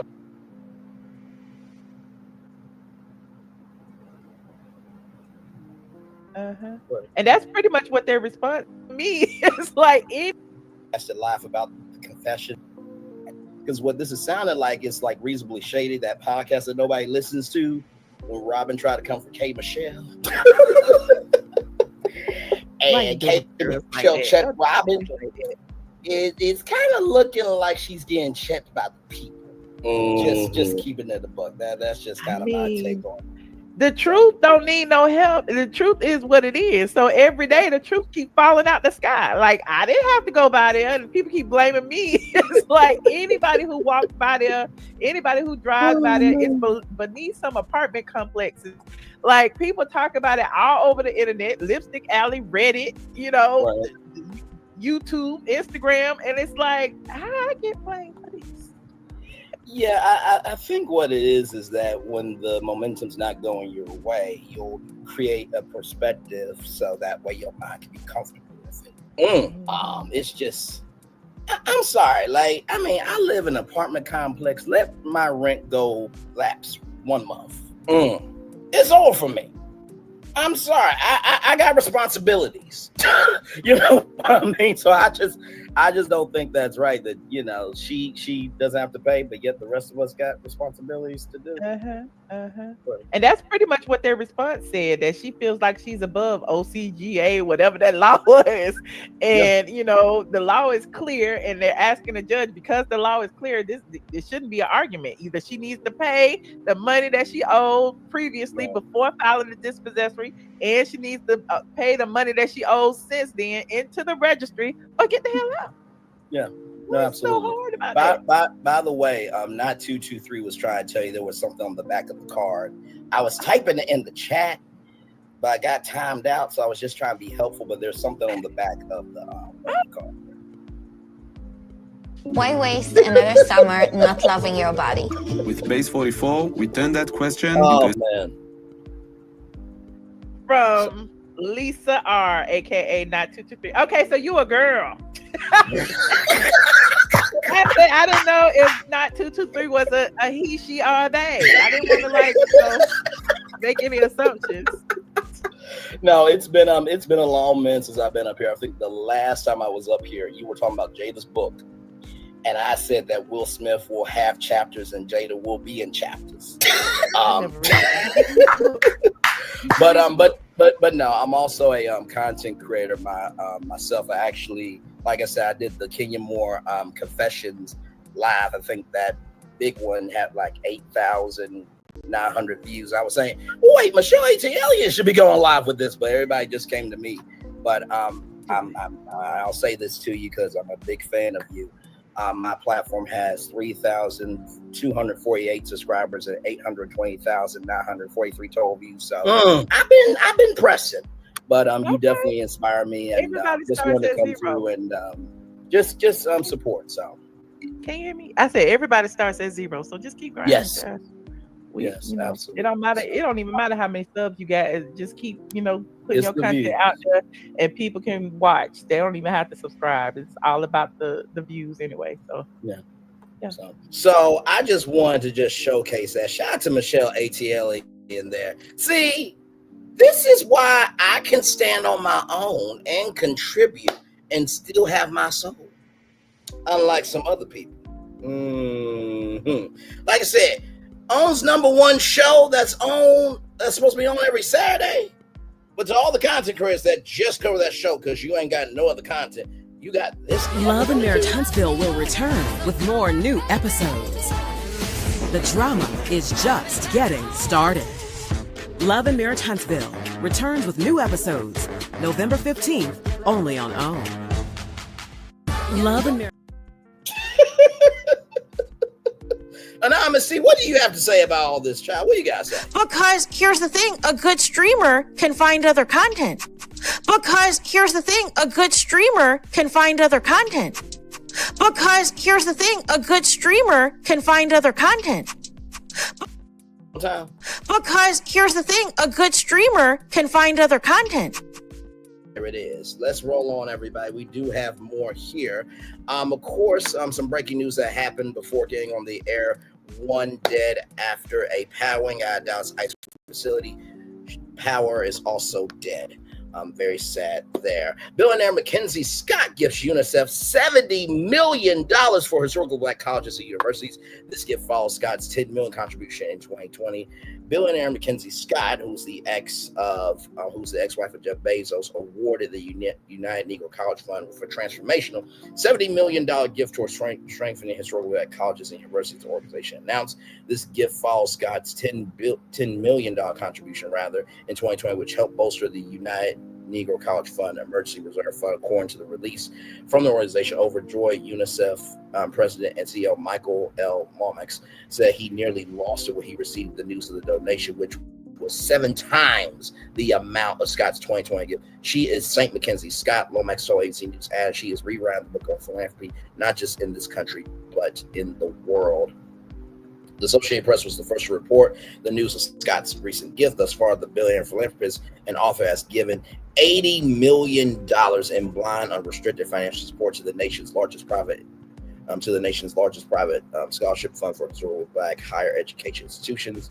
Sending his heartfelt thanks to Scott, Lomax added Scott is choosing institutions like HBCUs, which has been starved by major philanthropists and also racist bigots and waste of life presidents and administrations and supports that should have been swallowed by their fucking mothers. With few exceptions in the past, and she's setting a new standard. Over the years, Scott, who was previously married to Amazon founder Jeff Bezos, has an estimated net worth of over $30 billion and has pledged to donate most of her wealth to nonprofit organizations like UNICEF. The contribution this week was one of her first to be disclosed in 2025 and boosts the $1 billion UNICEF capital campaign philanthropic effort launched in 2021 to provide HBCUs with critical sources. The organization said the $70 million gift will be invested into the UNICEF members' pooled endowment fund initiative formed to strengthen the long-term financial health of all 37 private UNICEF member HBCUs, a critical component of the broader $1 billion campaign. The pooled endowment fund's goal is to raise $370 million, which is about a $10 million stake in each school's endowment for the pooled endowment. UNICEF also said Scott's gift brings them significantly closer to that goal, as each private member HBCU receive a $5 million stake from this initiative. Lomax says Scott has raised the bar. Now he's sending a call to action to philanthropic organizations.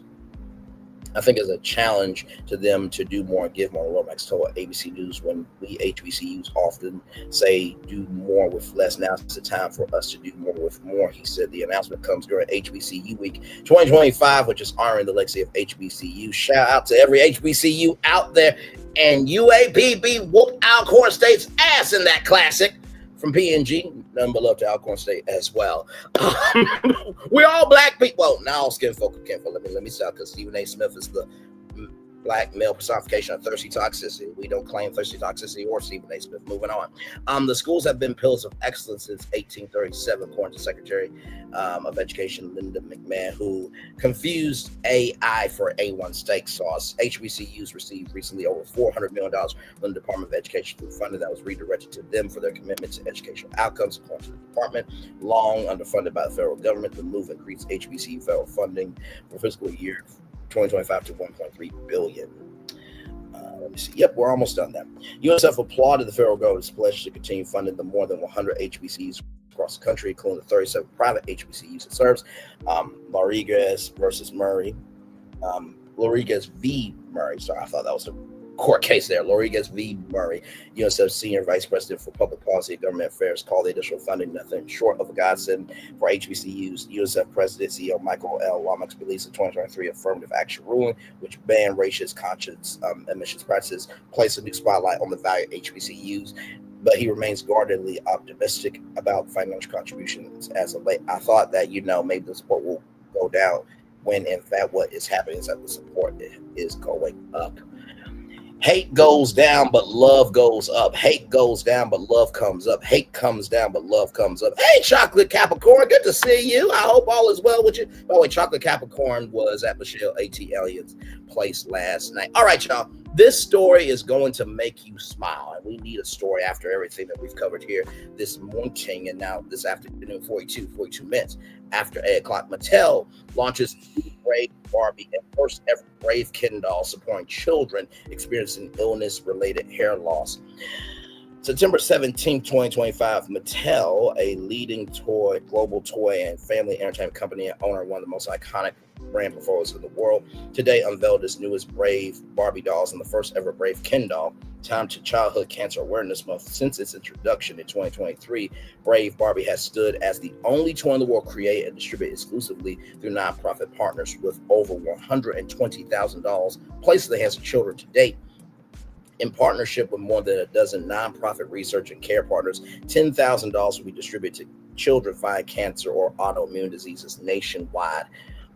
Not just nationwide, worldwide, offering comfort and a reminder that they are brave, strong, and beautiful. This year, the program enters a powerful new chapter with its first ever global expansion made possible through partnerships with Ronald McDonald House Charities, RMHC, Starlight Children's Foundation, Cure Search for Children's Cancer, and other international organizations such as Koala Kids, Save the Children, Fund Ashon Talon, and Incondret, dedicated to supporting children and families in need. The new Brave Barbie dolls are available in 2 skin tones in fashion-forward outfits and come in 5 versatile accessories: headphones, a hat, headband, a rooted wig, and a customizable sticker pack. To ensure even more children for the Brave Ken doll also features a rooted wig, expand the possibilities for self-expression and play, because as you know, when you go through cancer, you do lose your hair.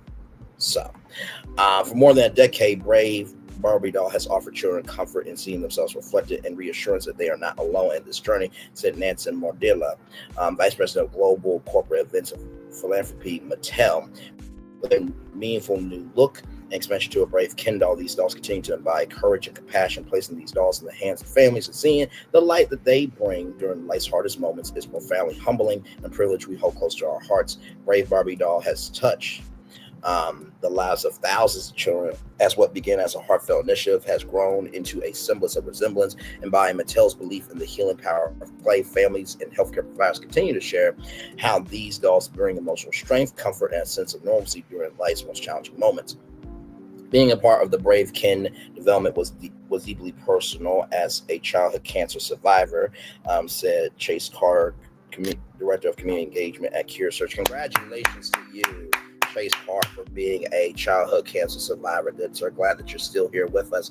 It was important to me that the Brave Ken carry the same message that Brave Barbie has given kids for years, that they are seen, valued, and strong, even their toughest bouts. These dolls are far their symbols of courage and companions in the fight. The Brave new Barbie dolls will roll out this fall as the Mattel Children's Foundation continues its work with the Children's Hospital Association, Blood Cancer United, formerly known as the Leukemia and Lymphoma Society, the American Society of California, the National Alopecia Areata Foundation, and several California-based institutions, including Rady's Children's Hospital, Pediatric Cancer Research Foundation, Children's Hospital Los Angeles, UCLA Mattel Children's Hospital, and City of Hope Children's Cancer Center. And here's what they look like here.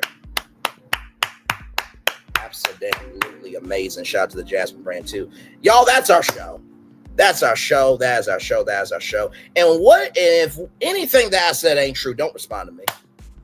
But if you do respond to me, it must be true to some damn degree. Now, of course, as you know, we ended with a positive story all the time around here. Congratulations to DJ Envy's daughter, Madison Casey, gets engaged to boyfriend Andrew Watts during a romantic proposal in Greece. Madison Casey, and shout out to the Jasmine brand for this, Madison Casey, the eldest daughter, DJ Envy and Gia Casey, is officially engaged. The announcement was shared on Instagram, where Madison revealed that her longtime boyfriend, Andrew Watts, proposed to her during a romantic getaway in Mykonos, Greece. DJ Envy and Gia also expressed their joy, writing in a joint post. Our baby is engaged. Madison is one of 6 children the couple share, including Payne, Logan, London, Jackson, and Brooklyn. Congratulations, Madison. Drop some advice for the newlyweds to be. So congratulations to Madison Casey and also Andrew Watts. Blessings upon you both. Yo, that's our show. I'm gonna turn off my before I turn off my camera, I spent over an hour on Jimmy Kimmel, and I will gladly do it again, because sometimes we need to know that if we don't stand up for something, we will not have something that's important. When it comes to Social Security, you knowing that schedule of when benefits are rolling out is important, because we all have family all over this country that resources are being cut because of somebody's skin color or how they think and how they live.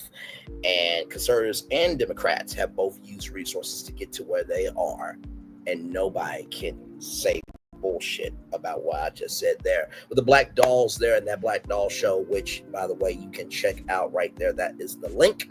That Black Doll show, by the way, will be happening Saturday, November 15th from 11 a.m. to 5 p.m. at the Ford Wellness Center, 5555 Connor, Detroit, Michigan, 48213. The fact that there is a doll show for our culture is such a beautiful thing, and we need to celebrate more of the good so we can embrace the good. Verizon and 6G. 6G? This is a 5G, 4G phone, like 6G. Child, those phones are going to be ridiculously expensive. Michelle, Atlien Brown, shout out to you. Chocolate Capricorn, thank you for coming here. And thank you for allowing me to give my my take there, and thank you for your encouragement. I will keep on going, good sister. MacKenzie Scott, $70 million to UNICEF. Shout out to you for utilizing privilege to say, listen, it's not about classism. It's not about being divisive. It is about utilizing the power of unity and investing in people who want that as well. Shout out to you. And BARBIE, Barbie and Mattel, for you doing what you did here with the Brave Barbie doll and the Brave Ken doll. Well done to you. And also, too, let me give a shout out to Hasbro because they did a Easy Bake Oven in the colors of blue and black because they're the young man's sister advocated for her brother to be a chef. So when toy companies have more soul than a president his administration supports, we really should be worried. And finally, like I said, with the engagement that happened with Madison Casey and also to Andrew Watts, congratulations to you all. The biggest thing, communicate, remember why you're together, and also give a care. Because when you don't give a care, you have no space to care. Y'all, that's the show. One love, much love, all love. I feel the love and send it right back to you. I'll see you tonight for an all-new show at 6 p.m. What will the day bring, child? It's only Wednesday, but we will find out together. One love, much love, all love. I feel the love and send it. Hang on. I feel the love and send it right back to you. Bye, everybody. Love you all. Have a good day.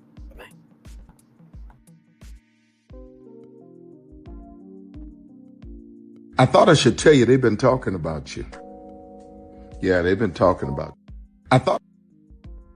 I thought I should tell you they've been talking about you. Yeah, they've been talking about you. They've been talking about the fact that they've done everything they could to stop you and everything they could to block you, but you still win.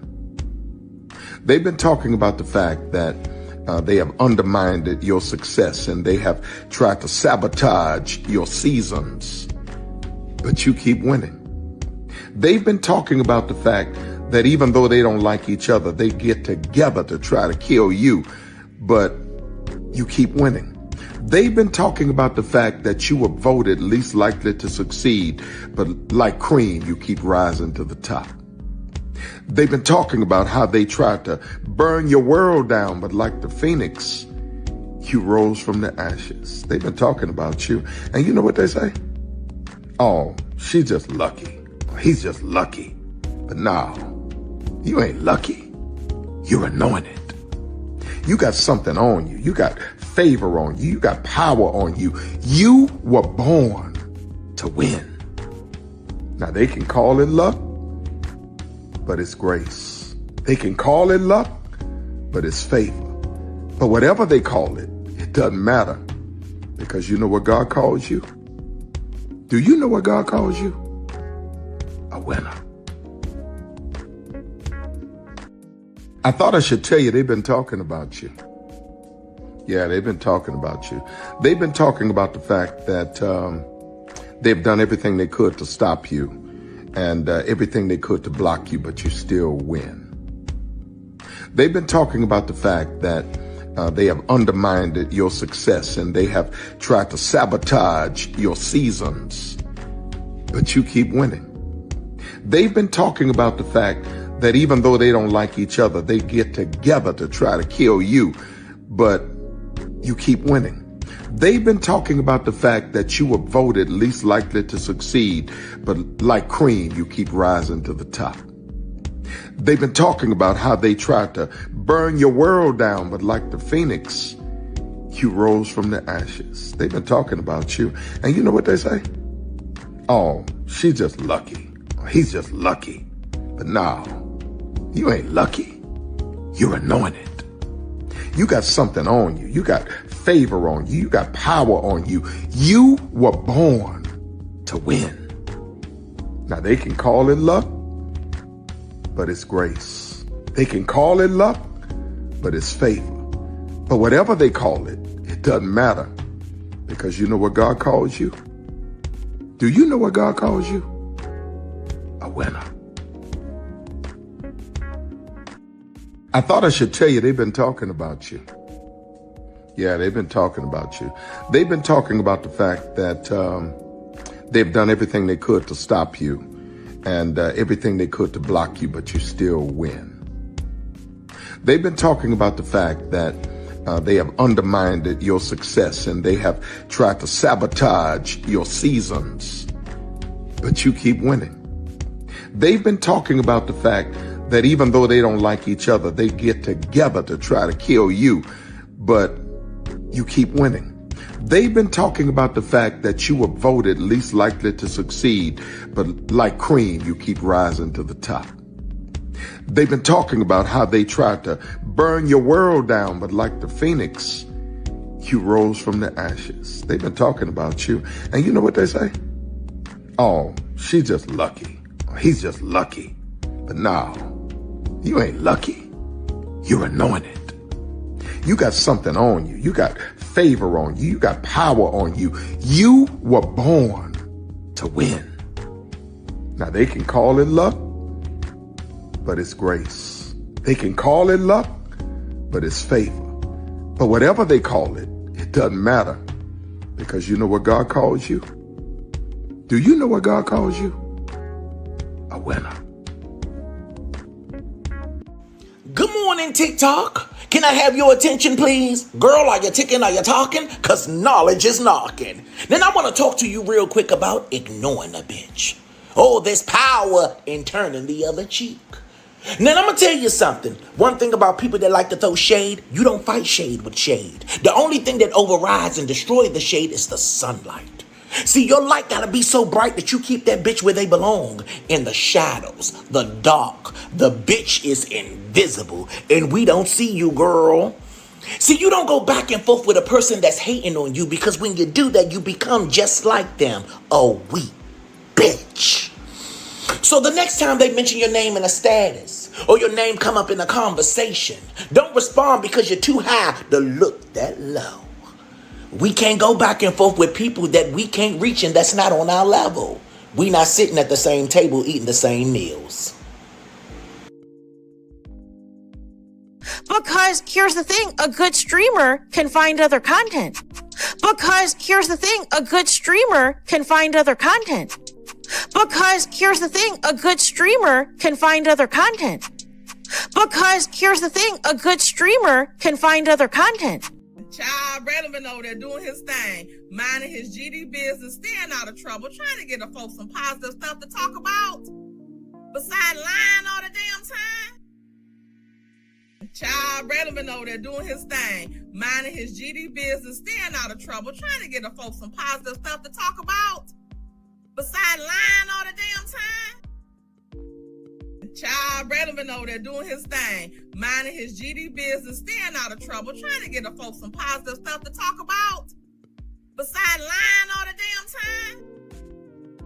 time. Child Redman over there doing his thing, minding his GD business, staying out of trouble, trying to get the folks some positive stuff to talk about. Besides lying all the damn time.